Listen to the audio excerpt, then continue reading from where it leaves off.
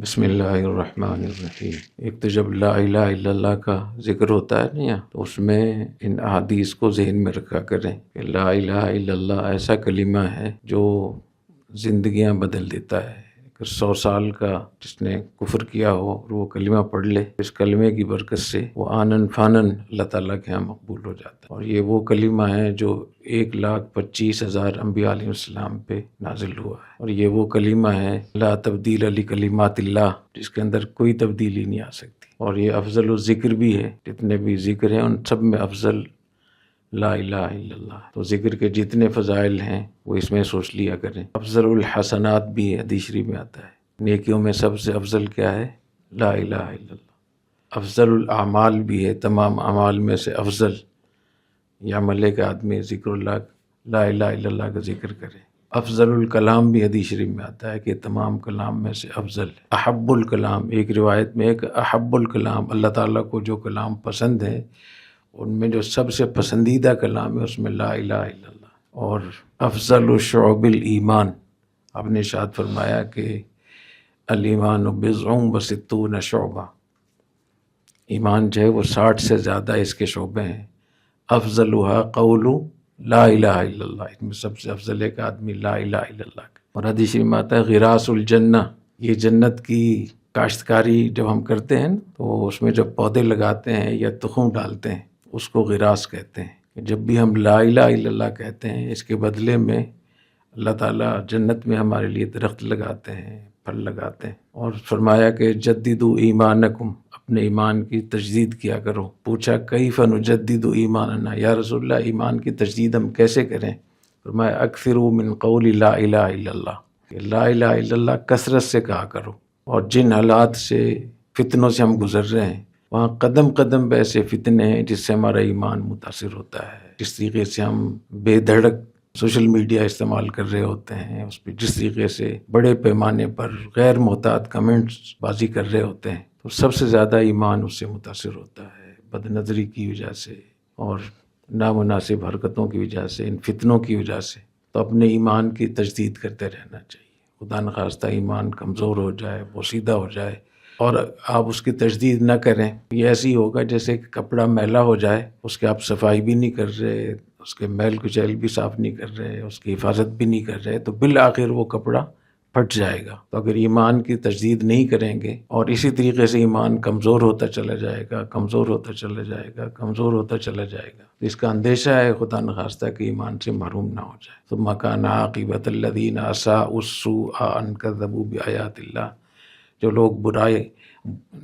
لوگ گناہ مسلسل کرتے رہتے ہیں اس کا انجام یہ ہوتا ہے کہ پھر وہ تکذیب پر منتج ہوتا ہے، اللہ تعالیٰ کی تکذیب شروع کر دیتے ہیں۔ تو اپنے ایمان کی تجدید کی نیت کیا کریں، جب لا الہ الا اللہ کہیں اللہ تعالیٰ سے دل میں دعا کر لیا کریں یا اللہ آپ کا یہ وہ کلمہ ہے جو بڑے بڑے کافروں کو اس نے تبدیل کیا ہے، جس نے بھی یہ کلمہ زبان پہ وہ لے کر آیا ہے تو اللہ نے کتنی اس کو نوازا ہے۔ تو یا اللہ یہ وہی کلمہ ہے اور ہم اسی نیت سے پڑھ رہے ہیں کہ ہمارا ایمان ٹھیک ہو جائے، تو اس نیت سے پڑھا کریں۔ ایسے ہی آپ نے ارشاد فرمایا کہ جب مسلمان لا الہ الا اللہ کہتا ہے تو آسمان کے دروازے کھل جاتے ہیں، حتیٰ یفضی الی العرش، یہاں تک کہ یہ کلمہ عرش تک پہنچ جاتا ہے۔ تو جب لا الہ الا اللہ مسلمان کہتا ہے تو اس کی یہ لا الہ الا اللہ یہ جو کلمہ ہے یہ آسمان کے دروازے کھول دیتا ہے اور وہ عرش تک اس کی بات پہنچتی ہے۔ ایک روایت میں آتا ہے کہ ہر چیز کی چابی ہے، وہ مفتاح السماوات لا الہ الا اللہ، ہر چیز کی چابی ہوتی ہے اور آسمانوں کی چابی کیا ہے؟ لا الہ الا اللہ۔ اور ارشاد فرمایا کہ خالق یعنی اللہ تعالیٰ اور بندے کے درمیان جو حجاب ہے وہ صرف لا الہ الا اللہ کا نہ کہنا ہے۔ جب آدمی لا الہ الا اللہ کہتا ہے تو جتنے بھی حجابات اللہ کے درمیان اور بندے کے درمیان ہوتے ہیں سارے حجاب پردے اٹھ جاتے ہیں اور براہ راست آپ ڈائریکٹ ہو جاتے ہیں اللہ تعالیٰ کی طرف۔ تو اتنی بڑی نعمت اللہ نے ہمیں عطا فرمائی ہے، کوئی مشکل ہو، پریشانی ہو، کوئی حاجت ہو، اس وقت میں لا الہ الا اللہ اس نیت سے پڑھیں تو سارے پردے بیچ سے ختم ہو جاتے ہیں، آسمان کے دروازے کھل جاتے ہیں، اللہ تعالیٰ متوجہ ہو جاتے ہیں اور مغفرت بھی مانگا کریں۔ اور دونوں ہاتھ اٹھا کر بھی، ایک حدیث شریف میں آتا ہے کہ نبی کریم صلی اللہ علیہ وسلم نے صحابہ کرام سے فرمایا هل منکم من غریب، تمہارے اندر کوئی اجنبی تو نہیں ہے، کوئی باہر سے تو کوئی آدمی نہیں؟ تو عرض کیا کہ نہیں۔ فرمایا کہ ارفعوا ایدیکم، اپنے ہاتھوں کو اٹھاؤ، وقولوا لا الہ الا اللہ، اور سب لا الہ الا اللہ کہو۔ جب سب نے ہاتھ اٹھا لیے اور لا الہ الا اللہ کہا تو فرمایا کہ اللہ تعالیٰ نے تمہاری مغفرت فرما دی۔ تو حدیث شریف میں یہ نہیں ہے کہ یہ ہاتھ کہاں تک اٹھائے، سینے تک اٹھائے، پورے اٹھائے، یا جیسے 3-4 طریقے ہاتھ اٹھانے کے، تو ہر طریقے سے ہاتھ اٹھا لیا کریں۔ سینے کے سامنے ایسے بھی کر لیں، ایسے بھی کر لیں، ایسے بھی کر لیں، ایسے بھی کر لیں، تو کیا رہ جائے اس میں۔ تو اللہ تعالیٰ سے، اور خاص طور پہ رمضان کے ایام میں، ان مبارک لمحات میں ذکر اللہ کا اہتمام کریں، اور خاص طور پہ لا الہ الا اللہ۔ پھر یہ کہ لا الہ الا اللہ کو کلمۃ التقوی بھی کہا گیا ہے، وَأَلْزَمَهُمْ كَلِمَةَ التَّقْوَى۔ تو یہ ایسا کلمہ ہے کہ اس کے ذریعے سے اللہ تعالیٰ تقوی نصیب فرماتے ہیں، تو اس کی نیت بھی کر لیا کریں۔ جب آپ کو پتہ ہے کہ آسمان کے دروازے کھل گئے ہیں، عرش تک ہماری رسائی ہو گئی ہے، اللہ اور بندے کے درمیان سارے حجابات اور پردے بھی اٹھ گئے ہیں، اب ہم ڈائریکٹ ہو گئے ہیں، تو اس کے بعد پھر اللہ تعالیٰ سے ساری دعائیں مانگیں جو بھی آپ کے دل میں۔ اور تقوی سب سے بڑی چیز ہے، تقوی کا خاص طور پہ، اور فرمایا کہ لا الہ الا اللہ کے ذریعے یہی جو کلمہ ہے، اس کو القول الثابت بھی کہا گیا ہے۔ یثبت اللہ الذین آمنوا بالقول الثابت فی الحیات الدنیا وفی الآخرہ۔ اللہ تعالیٰ اس کلمے کی برکت سے استقامت عطا فرماتے ہیں دنیا میں بھی اور آخرت میں۔ تو جب آپ کلمہ پڑھ رہے ہوں، لا الہ الا اللہ کا ورد کر رہے ہوں، ہاتھ اٹھا کر اللہ تعالیٰ سے دل سے دعا مانگیں، اور زبان سے لا الہ الا اللہ پڑھتے رہیں کہ یا اللہ ہمیں نیک اعمال پر استقامت عطا فرما، یا اللہ ہمیں تلاوت پر استقامت عطا فرما، یا اللہ ہمیں قیام اللیل پر استقامت عطا فرما۔ اور جتنے بھی فتنے اس وقت میں آ رہے ہیں، چاہے وہ نفس کی طرف سے ہوں، یا ابلیس اور ابلیس کے لشکر کی طرف سے ہوں، یا شیاطین الانس والجن کی طرف سے ہوں، یا جو لوگ ساحر ہیں اسلام اور مسلمانوں پہ جادو کر رہے ہیں، اسلام کے خلاف لڑ رہے ہیں، سازشیں کر رہے ہیں، چاہے وہ حاقدین ہوں اسلام سے، مسلمانوں سے، یا کسی اس سے بغض رکھنے والے ہوں یا سازش کرنے والے ہوں، تو حاقدین، قائدین اور ساحرین اور حاسدین، اللہ ان سب کے مقابلے میں ہمیں استقامت عطا فرما۔ اور جتنے بھی معاشرے میں ایسی چیزیں ہو رہی ہیں جس سے ہمارے ایمان کو، ہماری اس کو خطرہ ہے، یا اللہ ان سب کے مقابلے میں ہمیں استقامت عطا فرما۔ تو یہ نیت کر لیا کریں۔ اور وفی الآخرہ، جب موت آئے گی اس وقت ہمیں استقامت کی ضرورت ہے۔ پوری زندگی، چاہے کسی کی 200 سال کی عمر ہو، 1000 سال عمر ہو، 50 سال عمر ہو، 30 سال عمر ہو، اور زندگی کا نچوڑ وہ لمحہ ہے جس لمحے میں موت آتی ہے۔ تو اس لمحے میں شیطان بہت کوشش کرتا ہے تاکہ آپ ایمان سے محروم ہو جائیں۔ تو اس کی بھی نیت کر لیا کریں کہ اللہ جب ہماری موت آئے اس وقت ایمان پر ہمیں استقامت عطا فرمائے، اور یہی کلمہ ہماری زبان پہ جاری ہو جائے۔ پھر قبر میں بہت مشکل وقت ہوگا، جس طریقے سے وہاں سوال جواب ہوں گے، تو اس وقت میں بھی اللہ تعالیٰ ہمیں استقامت عطا فرمائے، اسی کلمے کا سہارا نصیب فرمائے۔ تو یہ سب نیتیں اس میں کر لیا کریں، اللہ تعالیٰ توفیق عطا فرمائے۔ دوسری بات یہ کہ آپ کو اس کا پتہ ہوگا کہ افغانستان پاکستان کے درمیان بھی جنگ ہو رہی ہے، پھر ایران اور اسرائیل کے درمیان بھی جنگ ہے، پھر ایران اور امریکہ نے بھی ایران پہ حملہ کیا ہے، کافی شدید حملے کیے ہیں بلکہ، اور پھر ایران نے اس کے جواب میں اسرائیل پر بھی الحمدللہ انہوں نے حملے کیے ہیں، اور اللہ مزید فزید۔ لیکن اس کے ساتھ ساتھ انہوں نے سعودی عرب کے بھی کئی جگہوں پہ انہوں نے میزائل مارے ہیں، کویت میں بھی اور قطر میں بھی، دبئی اور اس میں بھی۔ تو یہ پورا خطہ اس وقت میں ایک جنگ کی لپیٹ میں ہے۔ تو ایسے موقع میں ہمیں کیا کرنا چاہیے؟ تو سب سے اس موقع پہ جو ہمیں کرنا چاہیے وہ ایک حدیث شریف ہے، وہ میں پڑھوں گا۔ نبی کریم صلی اللہ علیہ وسلم نے ارشاد فرمایا، ثلاث لا یغل علیہن قلب مسلم۔ 3 چیزیں ایسی ہیں کہ اگر کوئی ان کا اہتمام کر لے تو اس کا دل خیانت نہیں کرتا۔ اخلاص العمل للہ، اپنے اندر اخلاص پیدا کریں، اللہ تعالیٰ کے ساتھ جو ہمارا تعلق ہو وہ مخلصانہ ہو، اس میں اخلاص ہو، اس میں ریاکاری، دھوکہ، منافقت، دوغلاپن، غلط بیانی، ظاہر اللہ تعالیٰ دلوں کو جانتے ہیں۔ اور خاص طور پہ جو لوگ واٹس ایپ اور سوشل میڈیا، فیس بک استعمال کرتے ہیں، یا ان کے اپنے پیجز ہیں، تو اس کو دیکھ لیں کہ وہاں جو کچھ پوسٹیں وہ لگا رہے ہیں یا پوسٹیں داغ رہے ہیں، اس کا مقصد کیا ہے؟ کیا اپنی ریا مقصد ہے، ریاکاری مقصد ہے، یا کوئی صحیح مقصد ہے؟ تو اللہ تعالیٰ کے ساتھ ہمارا تعلق اگر صحیح ہوگا، خالق کے ساتھ، تو دل خیانت نہیں کرے گا، دل کے اندر کھوٹ پیدا نہیں ہوگا، دل کے اندر منافقت پیدا نہیں ہوگی۔ ومناصحۃ ولاۃ الامور، اور ایک روایت میں مناصحۃ ائمۃ المسلمین، جو مسلمانوں کی لیڈرشپ ہوتی ہے ان سے آپ مخلص ہوں۔ اور اس لیڈرشپ میں پہلے نمبر پر تو حکمران ہوتے ہیں، اور دوسرے علماء ہوتے ہیں جو صحیح اہل حق ہوں، وہ بھی ائمۃ المسلمین میں ان کو شمار کیا گیا ہے۔ اور بالعموم جس کا معنی لیا جاتا ہے تو وہ حکمرانی مراد لیے جاتے ہیں، جن کے پاس زمام اقتدار ہوتی ہے، ان کے ساتھ بھی ہم مخلص ہوں۔ یہاں مناصحت کا معنی نصیحت کرنے کے نہیں ہے جیسے لوگ سمجھتے ہیں کہ ہم ان کو کوئی نصیحت کریں، بلکہ یہاں نصیحت کا معنی اخلاص کے ہے کہ ہمارا اپنے حکمران جو ہوتے ہیں ان کے ساتھ ہمارا تعلق مخلصانہ ہو۔ اذا نصحوا للہ ولرسولہ، یہاں نصحوا کا معنی اذا اخلصوا للہ ورسولہ۔ اور مخلصانہ تعلق کیا ہوتا ہے کہ صحیح بات کی حمایت کریں اور غلط بات پہ ان کو ٹوکیں۔ اگر حکمران غلط کام کر رہے ہیں تو ان کو ٹوکیں، روکیں، ان کو منع کریں۔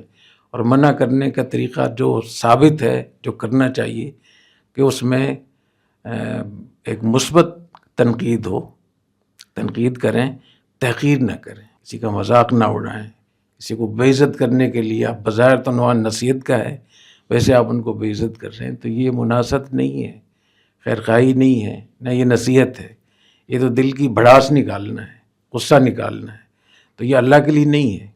تو دوسری بات کیا ہوگی؟ مناصحت ائمۃ المسلمین، اور آج اس کی اور زیادہ ضرورت ہے، کیونکہ جس قسم کا ماحول ہمارے ہاں بنا ہوا ہے یہ ہمارے دین اور قرآن حدیث کے بھی خلاف ہے، اور جو ہمارے حالات ہیں اس کے بھی خلاف ہے۔ اور خیر خواہی کا مطلب یہ لینا کہ چاپلوسی کرنا، یہ بات غلط ہے۔ مخلصانہ تعلق ہو، اور اس مخلصانہ تعلق کا کیا تقاضا ہے کہ صحیح بات کی حمایت کریں، غلط بات سے روکیں، ان کو روکیں۔ اگر روک نہیں سکتے شریک نہ ہو، اگر سمجھتے ہیں کہ بات کرنے کا کوئی فائدہ نہیں ہوگا، نصیحت کرنا جب واجب ہوتا ہے جب کہ آپ کو پتہ ہو کہ میں اس کو جب نصیحت کروں گا یا میں ان کو ممانعت کروں گا، روکوں گا تو یہ اس کو فائدہ ہوگا، اور اگر اس کو یہ پتہ ہو کہ اس کا کوئی فائدہ نہیں ہے پھر نصیحت کرنا یا نہیں منکر واجب نہیں رہے۔ بات سمجھ رہے ہیں؟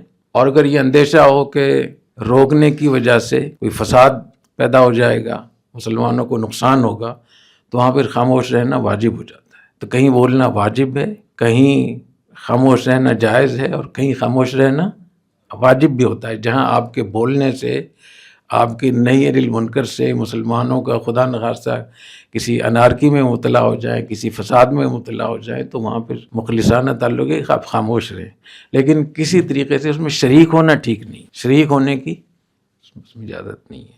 اور آج کل کس کو لوگ حق سمجھتے ہیں کہ جو اسٹیج پہ آ کر برا بھلا کہے، گالیاں دے، دھمکیاں دے، اس کو لوگ سمجھتے ہیں کہ یہ ہیرو۔ یہ غلط ہے۔ انبیاء علیہ السلام نے بگڑے ہوئے معاشروں کو ٹھیک کیا نہیں کیا؟ انبیاء علیہ السلام نے اس اپنے جو زمانے کے حکمران تھے ان کو نصیحت کی ہے نہیں کی؟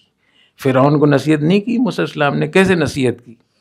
فَقُولَا لَهُ قَوْلًا لَّيِّنًا لَعَلَّهُ يَتَذَكَّرُ أَوْ يَخْشَىٰ لَا أَسْأَلُكُمْ عَلَيْهِ أَجْرًا، اس پہ کسی قسم کا میری طرف سے معاوضہ نہیں ہے، کوئی معاوضہ نہیں، خالص میں اللہ کے لیے بات کر رہا ہوں۔ جب آپ اللہ کے لیے بات کریں گے، اور 1,25,000 سوا لاکھ انبیاء علیہ السلام، پھر نبی کریم صلی اللہ علیہ وسلم کی سیرت، پھر صحابہ کرام کی سیرت ہمارے سامنے موجود ہے، اس کو سامنے رکھتے ہوئے جو آج کل ہمارا طریقہ کار ہے، یہ تو لوگوں کو بے عزت کرنا ہوا۔ تو وہ نصیحت کرنی چاہیے، خیر خواہی سے بات کرنی چاہیے۔ تو دوسری چیز کیا ہوئی؟ مناصحت ائمۃ المسلمین۔ اور تیسری چیز ہے وَلُزُومُ جَمَاعَتِهِمْ، کہ جو مسلمانوں کا ریاست کی شکل میں اجتماعی نظم ہے اس کے ساتھ رہے۔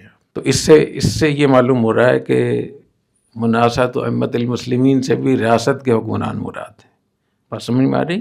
فَإِنَّ دَعْوَتَهُمْ، جب اس طریقے سے آپ لوگ اخلاص سے بھی رہیں گے، اپنے حکمرانوں سے آپ کا تعلق مخلصانہ ہوگا، اور مخلصانہ کا مطلب بوٹ پالشی نہیں، حق بات بھی کہیں، صحیح بات کی تائید بھی کریں۔ اور وَلُزُومُ جَمَاعَتِهِمْ، اور اپنی جو اجتماعی نظم ہے مسلمانوں کو اس کے ساتھ مل کر رہیں، اکٹھے رہیں، تو اس وقت پھر جو تمہاری دعائیں ہوں گی وہ تمہارا حصار کر لیں گی، چاروں طرف سے تمہیں گھیر لیں گی، اور فتنوں کا شکار نہیں ہوگی۔ تو ایک ایسے وقت میں جب کہ اتنے بڑے پیمانے پر جنگیں ہو رہی ہیں، تو اس کی ضرورت ہے کہ پاکستان کے تمام طبقات، تمام سیاسی پارٹیاں، تمام دینی جماعتیں، جتنے بھی متعلقہ یہاں لوگ ہو سکتے ہیں، ان سب کو ایک پیج پہ ہونا چاہیے، اپنے ملک کے ساتھ کھڑا ہونا چاہیے۔ اپنی جو ریاست کی پالیسی ہے افغانستان کے حوالے سے بالکل شریعت کے مطابق ہے، اور یہ حق ہے، اور اس وقت میں TTP ہو یا BLA ہو یا افغانستان کی جو طالبان کی موجودہ حکومت ہے یا انڈیا کی سلسلہ ہو یا جو یہودی لابی ہے یا اسرائیل، یہ اس راستے پہ جو غلط راستہ ہے. تو اس وقت پاکستان کی افواج، پاکستان کی پالیسی بالکل 100% شریعت کے مطابق ہے، اور ہمیں اپنی فوج کے ساتھ ہی کھڑا ہونا چاہیے. اور جب جنگ ہو رہی ہو، جنگ کے موقع میں ابہام پیدا کرنا، لوگوں میں شک پیدا کرنا یا لوگوں کے اندر کنفیوژن پھیلانا کہ پتہ نہیں کون حق پر ہے کون حق پر نہیں ہے، تو یہ دشمن کی مدد اس کو کہا جاتا ہے. اس سے ہمیں بہت بچنا چاہیے. اور جب کہ ہمیں پتہ ہے کہ ہمارے بالمقابل کون لوگ ہیں، خوارج ہیں جو تکفیر بھی کرتے ہیں مسلمانوں کی، اور پشتو میں، اردو میں، عربی میں بار بار کہتے ہیں مرتد فوج. سنا ہے نا آپ لوگ، کمنٹس وغیرہ میں بھی پڑھتے ہیں. تو جب مرتد کہہ رہے تکفیر تو ہو گئی، اور ساتھ میں وہ ہتھیار بھی اٹھائے ہوئے ہیں. تو خوارج ہیں، اور وہ لوگ جو تکفیر نہیں کرتے لیکن مسلح قیام کر رہے ہیں، وہ باغی ہیں. اور تیسرے نمبر پہ وہ لوگ ہیں جیسے بلوچستان میں لوگ قوم پرست ہیں، وہ باغی بھی ہیں اور عصبیت جاہلیت کے مرتکب بھی ہیں، اور وہ انڈیا سے، اسرائیل سے صاف طور پہ مدد لے رہے ہیں. اور چوتھے نمبر پہ وہ لوگ ہیں جو افغانستان کی طالبان کی حکومت ہے، اس حکومت میں وہ 8-10 بڑے لوگ جو ان تینوں گروپوں کو سپورٹ کر رہے ہیں. تو آپ کے بالمقابل کون لوگ ہوئے؟ خوارج ہوئے، باغی ہوئے، اور مفسدین اور محاربین. ان الذین یحاربون اللہ ورسولہ ویسعون فی الارض فسادا، زمین میں فساد پھیلاتے ہیں. تو یہ اللہ رسول سے جنگ ہے، کیونکہ زمین میں فساد پھیلانے کی تو اجازت نہیں. تو ان کے مقابلے میں جو پاکستان کی فوج لڑ رہی ہے، تو اس فوج کے ساتھ ہمیں کھڑا ہونا چاہیے. اور اگر یہ وقت رمضان میں آ گیا ہے تو اس جہاد کی فضیلت اور بڑھ جائے گی. عام حالات میں بھی جہاد کی بہت فضیلت ہے. کتنی فضیلت ہے؟ فرمایا حضرت ابو ہریرہ رضی اللہ تعالیٰ عنہ نے کہ جہاد فی سبیل اللہ میں، اللہ کے راستے میں جو آپ جہاد کر رہے ہوتے ہیں، تو وہاں 1 ساعت کھڑا ہونا یہ بہتر ہے اس سے کہ لیلۃ القدر ہو اور حجر اسود کے سامنے پوری رات میں کھڑا رہوں. یہ افضل ہے اس سے، یعنی 1 ساعت اللہ کے راستے میں جہاد میں لگانا، یہ پوری رات حرم شریف میں بیت اللہ کے سامنے حجر اسود کے قریب اور لیلۃ القدر میں آپ عبادت کر رہے ہیں، اس سے بہتر ہے 1 ساعت جہاد میں وقت گزارنا. تو اس وقت اس کی ضرورت ہے کہ ہم کنفیوژن نہ پھیلائیں، ابہام پیدا نہ کریں، اپنی فوج کے ساتھ کھڑے ہوں. اور جن کے ساتھ وہ لڑ رہے ہیں وہ خوارج ہیں. خوارج سے لڑنے کی بہت بڑی فضیلت ہے. فرمایا کہ لئن ادرکتہم لاقتلنہم قتل عاد، اگر مجھے خوارج مل جائیں تو میں ان کو ایسے قتل کروں گا جیسے قوم عاد کو زمین سے نیست و نابود کیا گیا تھا. اینما لقیتموہم فاقتلوہم، جہاں تمہیں ملے ان کو تم قتل کرو. یہ کلاب النار ہے، شر الخلق والخلیقہ، تمام کائنات کے بدترین لوگ ہیں. اگر یہ مارے جائیں تو شر قتلہ تحت ادیم السماء، اس آسمان کے نیچے اس سے بدتر کوئی مردار نہیں. اور جو لوگ ان کے ہاتھوں سے قتل ہوں تو فرمایا خیر قتیل تحت ادیم السماء، وہ افضل الشہداء ہے. تو ہماری فوج جن لوگوں سے لڑ رہی ہے وہ خوارج ہیں یا وہ باغی ہیں. اور باغی کے بارے میں قرآن کہتا ہے فقاتل التی تبغی حتی تفیء الی امر اللہ، کہ جو باغی ہے فاصلحوا بینہم، ان میں مصالحت کراؤ. اگر وہ انکار کرتے تو پھر جو انکار کر رہا ہے اس سے لڑو، حتی تفیء الی امر اللہ، یہاں تک کہ ان کا دماغ ٹھیک ہو جائے. تو اس لیے، اور پھر آپ دیکھ رہے ہیں کہ کس طریقے سے انڈیا، مودی اور نتنیاہو کے آپس میں جس قسم کی دوستیاں مل رہی ہیں، اور جس طریقے سے وہ افغانستان میں مداخلت کر رہے ہیں، سپورٹ کر رہے ہیں. اور ہر ہفتے $40 ملین ان کو ملتا ہے امریکہ کی طرف سے، ہر ہفتے. بیچ میں ٹرمپ جب آیا تھا تو انہوں نے منع کیا تھا، لیکن دوبارہ سے CIA نے دوبارہ شروع کروا دی. اور اس وقت جب میں بات کر رہا ہوں ابھی بھی ان کو ہر ہفتے $40 ملین. کتنے ہوتے ہیں؟ $4 کروڑ. مہینے کے کتنے ہو گئے؟ 16 کروڑ. اور سال کے تقریباً $2 ارب ہو گئے. اور افغانستان کا کل بجٹ جو ہے وہ 2 ارب 60 کروڑ ہے. تو 2 ارب تو ایک ہی جگہ سے آ رہے، باقی بہت ساری NGOs مدد کر. یہ پیسے لے کر اس بات کے پیسے ملنے ہیں کہ تمہیں پاکستان کے اندر فساد پھیلانا ہے، TTP کے ذریعے سے، BLA کے ذریعے سے یا قوم پرستوں کے ذریعے سے. تو اس وقت میں افغانستان کی جو حکومت ہے وہ کرائے کے قاتلوں کا کردار ادا کر رہی ہے. ان میں بہت سے لوگوں کے نظریات بھی خوارج کے ہیں، لیکن زیادہ تر لوگوں کے نظریات خوارج کے نہیں ہیں۔ تو اگر کوئی یہاں لڑ رہا ہے پاکستان کے ساتھ تو اس کا دفاع کرنا ہم پہ فرض ہے، چاہے وہ پیسہ لے کر لڑ رہا ہو، چاہے وہ کسی قومی دشمنی میں لڑ رہا ہو، چاہے وہ ذاتی مفاد کے لیے لڑ رہا ہو، چاہے وہ نظریاتی طور پہ کسی گمراہی میں مبتلا ہو۔ ہر صورت میں پاکستان کی فوج حق پر ہے، اور پاکستان کی فوج کے ساتھ ہمیں کھڑا ہونا چاہیے اور اپنے ملک کے اندر اتفاق و اتحاد کے ساتھ رہنا چاہیے۔ جب جا کر آپ ان تمام سازشوں سے جو مشرق وسطیٰ میں ہو رہی ہیں، جو ایران کے تھرو ہو رہی ہیں یا کسی اور ملک کے تھرو، ایران کے تھرو کا مقصد یہ نہیں کہ ایران کے پہ جو حملہ ہوا ہے، ظاہر ہے کہ یہ اصل میں ان کے اس منصوبے کے دو حصے تھے۔ ایک حصہ یہ تھا کہ پہلے ایران کو ٹھیک کیا جائے گا، ان کو وہاں سے ان کی جو فوجی طاقت ہے، ایٹمی پروگرام، اس کو ختم کریں گے۔ اس کے ساتھ ساتھ پھر یہاں BLA اور TTP یہ بھی بہت مصروف ہوں گے، پھر پاکستان کی باری آئے گی۔ تو اللہ تعالیٰ نے پاکستان کو بچایا ہوا ہے، ہمیں اللہ تعالیٰ کا شکر ادا کرنا چاہیے۔ اللہ تعالیٰ ہمیں توفیق عطا فرمائے، اور آپ جیسے بچوں کو بھی اللہ ہدایت دے۔ کیونکہ میں آپ لوگوں کے پیجز وغیرہ دیکھتے رہتا ہوں، آپ کے کمنٹس وغیرہ، تو ایسا لگتا ہے جیسے آپ لوگوں کو آخرت پہ یقین نہیں۔ کیا وہ آیت ہے کہ اَیَحْسَبُ الْإِنسَانُ أَن يُتْرَكَ سُدًى؟ کیا یہ خیال ہے کہ ہم سے کوئی نہیں پوچھا جائے گا؟ إِنَّ السَّمْعَ وَالْبَصَرَ وَالْفُؤَادَ كُلُّ أُولَٰئِكَ كَانَ عَنْهُ مسؤولا۔ جو کچھ ہم یہاں لکھتے ہیں، جو کچھ بولتے ہیں، سب لکھا جا رہا ہے، اور یہ ویڈیو چلے گی قیامت کے دن، آپ انکار نہیں کر سکیں گے۔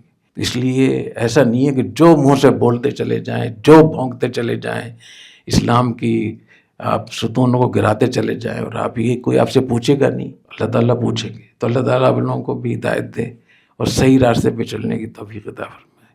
سبحانک اللہم و بحمدک، اشہد ان لا الہ الا انت، استغفرک و اتوب۔